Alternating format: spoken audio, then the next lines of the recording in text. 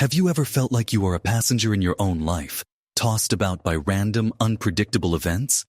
One day, things are going your way, and the next, the world seems to conspire against you. This feeling of powerlessness is a common human experience, a narrative that we are merely victims of circumstance. But what if this entire premise is flawed? What if reality isn't a chaotic storm you must endure, but a constant, intelligent dialogue with your own consciousness? This isn't just a hopeful philosophy. It's a truth being illuminated at the intersection of quantum science and ancient spiritual wisdom. The universe is not shouting at you. It is whispering back, responding to the frequency you broadcast. Those meaningful coincidences you've brushed off, the moments of perfect timing you called luck, these are not random. They are called synchronicities. And they are the universe confirming that it has received your signal. They are echoes of your inner state, made visible in the theater of your external world. You are not a victim of your reality. You are its co-creator. The world you experience is a mirror reflecting the truth of who you believe yourself to be. This understanding is the key that unlocks the door to a life lived by design, not by default. It's time to stop being a passive observer and remember the immense power residing within you. It's time to learn the language of the universe and begin a conscious conversation. The solution to breaking free from the cycle of randomness is to understand a fundamental law of existence. Your internal state of being creates your external reality. This isn't wishful thinking. It's a principle demonstrated in the strange and wonderful world of quantum physics. Consider the famous double-slit experiment. It showed that particles, the very building blocks of our reality, exist in a state of pure potential, a wave of possibilities, until they are observed. The moment an observer focuses their attention, the wave of potential collapses into a single, definite particle, a specific experience. You are that observer. Your consciousness, your focused awareness and feeling is the force that collapses the infinite possibilities of the quantum field into the tangible experiences of your life. Your dominant emotional state, your frequency, acts like a tuning fork. According to the principle of quantum resonance, whatever frequency you consistently emit will attract resonant frequencies from the unified field of consciousness.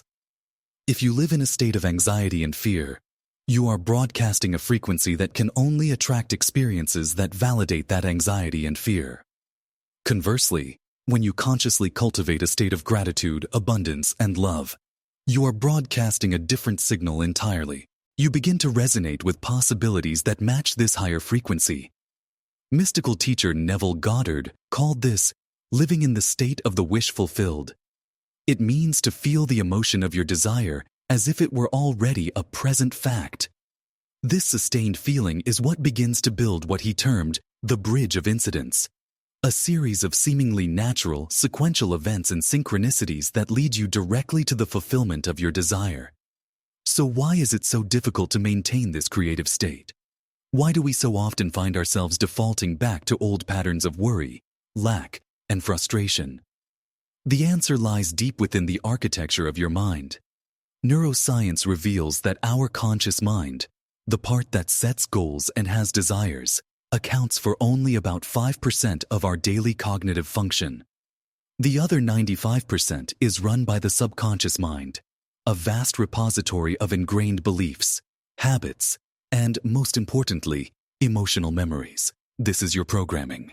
From a very young age, your experiences, especially those with a strong emotional charge, created neural pathways in your brain.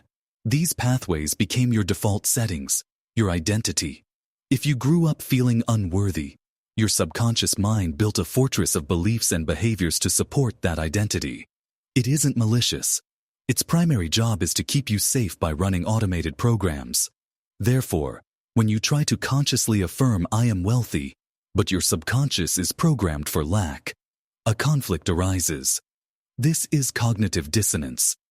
Your subconscious, which controls your nervous system and emotional state, will always win this battle until it is reconditioned. It will flood your body with the familiar chemicals of doubt and fear, making the old state feel normal and the new state feel like a lie. You cannot simply think your way into a new reality. You must feel your way there, impressing upon the subconscious a new emotional signature, a new sense of self, until it becomes your new default state. This is the great work, moving from a memorized past to an imagined future. To create this rapid shift, you must learn to speak the language of the subconscious mind. It doesn't communicate with logic or affirmations alone. It communicates through feeling and imagery, especially during suggestible states. This is where two powerful techniques come into play: revision and the art of entering the hypnagogic state. The hypnagogic state is that magical, drowsy window of time just before you fall asleep. In this state, your conscious mind's analytical gatekeeper steps aside, giving you direct access to the subconscious. This is your workshop. Here, you don't just think about your desire. You experience it in your imagination with all the sensory richness and emotion you can muster. What would it feel like to have your desire right now? Feel the joy, the relief, the gratitude as if it were a present reality. Marinate in that feeling as you drift off to sleep. By doing this, you are embedding a new emotional memory into your subconscious, giving it a new blueprint from which to create. The second technique, revision, as taught by Goddard, is a powerful tool for rewriting the past. At the end of your day, review the events that unfolded. If any event caused you to feel anger, disappointment, or frustration, don't let it calcify into a negative memory. Instead, rewrite the scene in your imagination. Replay it exactly as you wished it had happened, until the imaginary version feels real and evokes a positive emotional response. This is not about denying what happened. It's about refusing to carry the negative emotional charge of it into your future. Epigenetics is now showing us that our emotional states can literally signal our genes to express in different ways. By revising the past, you are changing your emotional state in the present, which alters your energetic signature and, according to the laws of resonance, begins to change the future circumstances you will attract. You are taking the undesirable data from your day and recoding it, ensuring that you do not perpetuate the same negative patterns tomorrow. This process of creation is not a one-dimensional act of simple positive thinking. It is a multi-dimensional integration of your entire being. The key is coherence, alignment between your thoughts, emotions, and actions. When your thoughts are focused on your desired outcome, your heart is filled with the emotion of it already being true, and your actions are inspired by this new belief. You become a powerful, coherent signal in the quantum field. Any incoherence, such as thinking about wealth while feeling the pit of lack in your stomach, creates a scrambled, ineffective signal. This is why synchronicities are so important. They are the field's feedback, telling you that your signal is becoming coherent and is being received. When you start noticing numbers aligning, hearing a specific song right when you think of it, or bumping into the exact person who can help you, do not dismiss it. Acknowledge it. See it as a wink from the universe, a confirmation that you are on the right path. This is where you must deepen your understanding. You are not broadcasting a signal out into a separate universe. As spiritual traditions like the Vedanta have taught for millennia, there is only one consciousness, one unified field, which they called Brahman. You are not a drop in the ocean. You are the entire ocean in a drop. Your individual consciousness is an expression of this one universal consciousness. Therefore, when you change your inner state, you are not asking an external power for something. You are choosing a different configuration of the one reality from within. This is the ultimate shift in perspective, from petitioner to creator. When you truly grasp this, the desperation and neediness fall away. You no longer try to get something from the outside world. Instead, you focus entirely on cultivating the inner state, the identity of the person who already has what you desire, knowing with unshakable faith that the external world must, by law, conform to this new inner reality. So how do you integrate this into the fabric of your daily life? It begins the moment you wake up.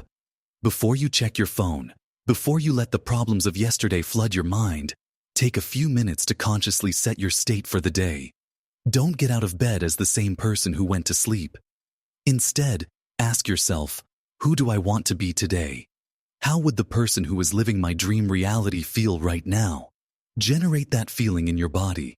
Gratitude is the most powerful frequency for creation. Start by finding things to be grateful for, not just in your life now, but for your desires already fulfilled. Feel the gratitude of having received that new job, that loving partner, that perfect health.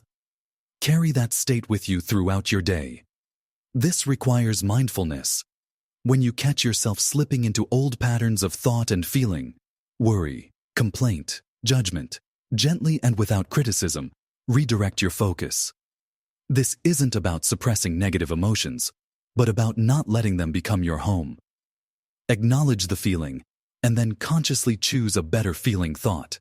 This is a practice, a mental and emotional discipline.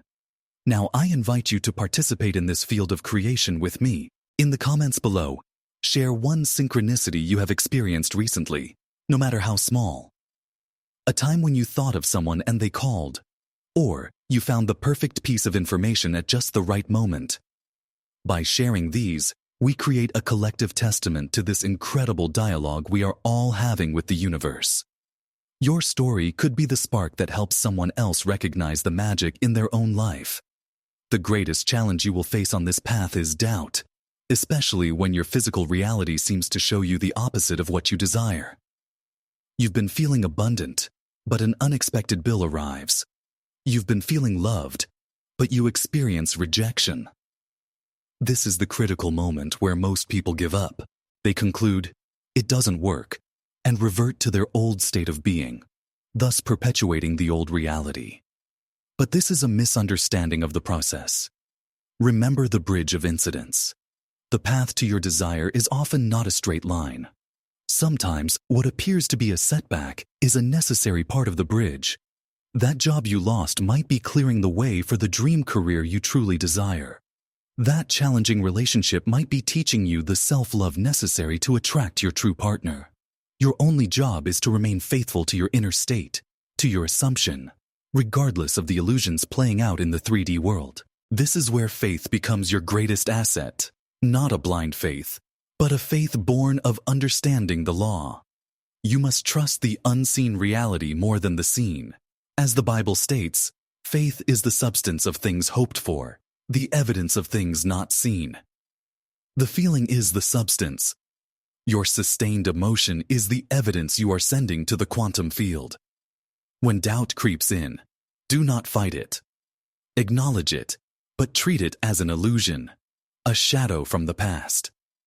Return to your imaginal act. Go back to the feeling of the wish fulfilled. Stabilize yourself in that state. The physical world is a delayed mirror. It takes time for the reflection to change. Your persistence in your new state of being is what guarantees the new reflection will appear. Don't be swayed by the lag time. Hold the vision, feel the feeling, and allow the bridge of incidents to unfold naturally. You are standing at a profound crossroads. You can continue to believe you are a product of your circumstances, a ship without a rudder, subject to the random winds of fate. Or you can accept the truth of who you are, the operant power, the creative force in your own life. This is not about arrogance. It is about taking radical responsibility. Every moment you are choosing your reality with your state of being. The quantum field is not judgmental. It simply reflects your dominant beliefs and feelings back to you with perfect, unwavering accuracy. The synchronicities, the meaningful coincidences, are its loving confirmation that you are being heard. They are signposts on your journey, affirming your creative power.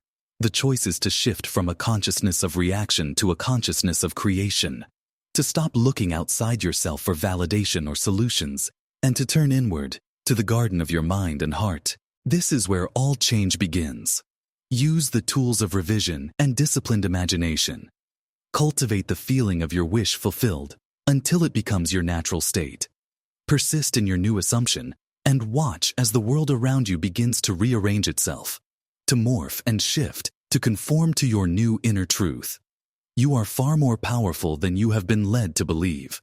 The universe is not separate from you. It is within you, awaiting your direction.